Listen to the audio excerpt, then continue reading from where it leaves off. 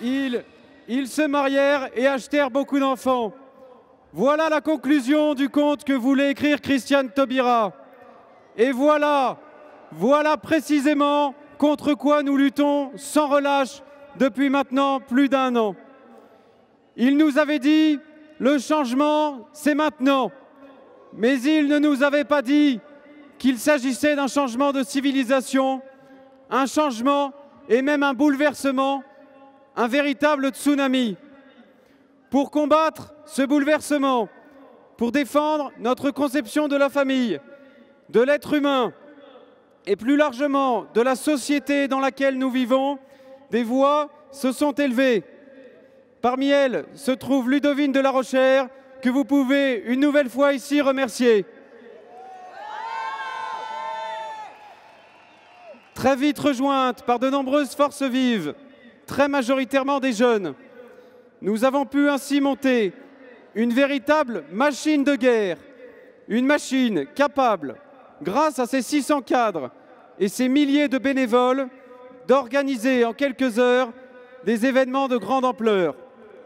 Manifestations régionales ou nationales, rassemblements, happening, opérations, banderoles ou escargots, accueil de ministres, soirée des veilleurs, bref, nous avons été le cauchemar du gouvernement pendant 1 an.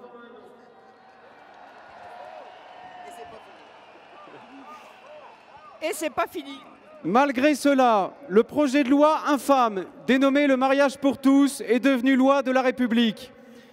Véritable arnaque destinée à troubler le grand public. Le mariage pour tous n'était pas seulement l'union de 2 personnes de même sexe, mais également l'adoption par ces mêmes couples. Du fait du principe d'égalité constitutionnelle en France, ce concept niant l'altérité homme-femme entraînera forcément la PMA, puis dans un second temps, la gestation par autrui via la législation de l'Union européenne. Le cauchemar est devenu une réalité malgré notre engagement. Certains diront que l'amour a triomphé de la haine, ils diront que la loi est votée et que nous, les opposants, nous devons nous taire, rentrer dans nos pénates, disparaître du paysage, mais nous sommes toujours là.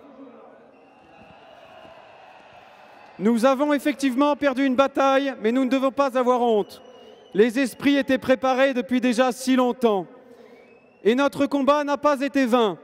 Nous avons remporté des victoires. Le gouvernement a reculé pour le moment sur la PMA et la GPA. Le rapport Estrella a été rejeté par les députés européens. Et surtout, nous avons réveillé les consciences.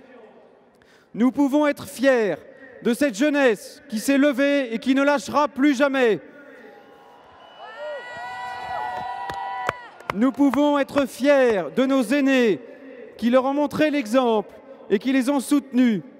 Cette génération Manif pour tous est l'avenir de notre pays, car, comme le disait Bernanos, quand la jeunesse se refroidit, le reste du monde claque les dents.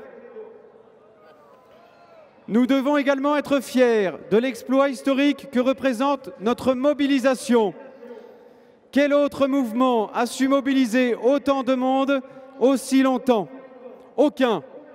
Non seulement nous sommes encore là, mais en plus aujourd'hui, l'Europe se lève avec nous. C'est ça aussi, c'est historique. La Manif pour tous entre dans une nouvelle ère, une ère pan-européenne. Nous avons résisté au mépris, aux maltraitances, aux injures, et nous sommes toujours là, déterminés. Nous avons su nous opposer, mais nous avons su aussi proposer. Grâce au Grenelle de la famille, nous avons pris le temps de réfléchir, de nous former, de nous informer plus encore. Mais pourquoi continuer aujourd'hui? Quel est notre objectif maintenant que la loi Taubira est entrée en vigueur? Pour répondre à cette question, il faut remettre la loi Taubira dans son contexte. Elle n'est malheureusement qu'une étape dans un processus plus large et plus puissant. Un processus qui vise à détruire la filiation biologique comme norme de parenté, à déconstruire l'identité sexuelle, à faire disparaître la relation père-mère-enfant comme socle fondamental du lien social. Le rapport Lunacek dans 2 jours à Bruxelles, l'ABCD de l'égalité, la théorie du genre, la future loi Bertinotti et j'en passe, ne seront malheureusement pas les occasions de se battre qui vont manquer. Ces prochaines semaines vont être difficiles, ne nous le cachons pas. Liberté bafouée, démocratie fragilisée, manifestants méprisés, militants malmenés, organisateurs intimidés, porte-parole menacés ou agressés. Sachez que toutes ces personnes que nous sommes, qui ont été brisées, sont devenues dangereuses, car en effet, elles savent désormais qu'elles peuvent survivre. Vous qui gouvernez à coups de braguettes magiques, mesdames et messieurs nos gouvernants, ou plutôt gouvernement 1 et gouvernant 2, qui êtes-vous pour avoir jeté à la poubelle nos 750 000 pétitions adressées au CESE? Qui êtes-vous pour avoir laissé vos forces de l'ordre asperger nos poussettes de gaz lacrymogène? Qui êtes-vous pour avoir jeté nos petits frères et sœurs en garde à vue, pour avoir porté un sweat dont le logo représente une simple famille?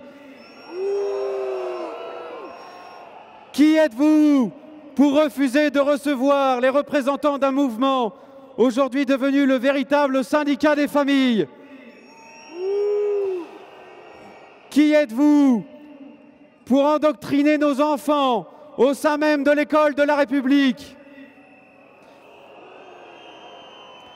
Et enfin, qui êtes-vous pour oser nous donner des leçons alors que votre cote de confiance arrive péniblement à franchir la barre des 10%?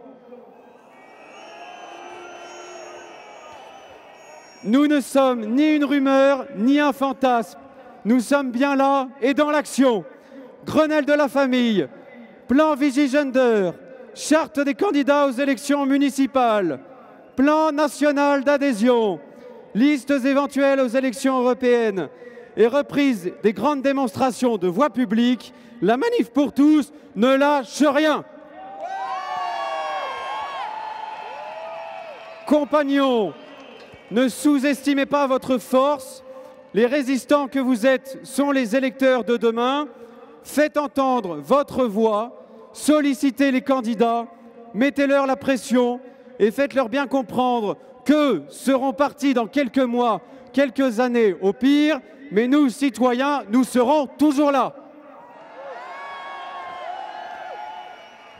Nous le savons, nous nous sommes engagés dans un très long combat. Combien d'années ont mis nos opposants pour installer dans notre pays cette idéologie de la déconstruction qui nous ronge? Nous aussi, nous devrons tenir dans la durée pour défendre la famille et notre conception de la société. Et nous tiendrons, car en un mot, ou plutôt en 5 mots, on ne lâchera rien, jamais! Bravo!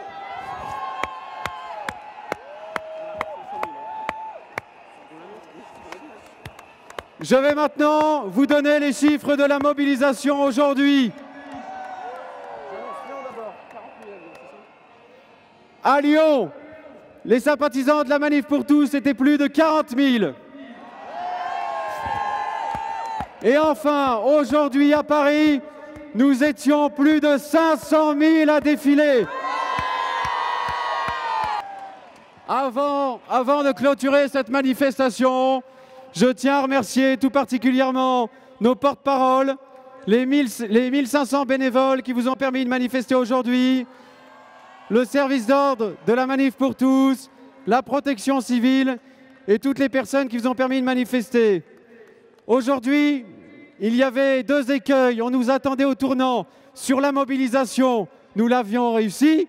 Et sur les incidents, nous l'avons réussi puisque nous n'avons eu qu'un incident, une femme âgée qui s'est sentie mal et qui a dû être prise en charge par les secouristes. Une fois de plus, nous leur avons donné tort.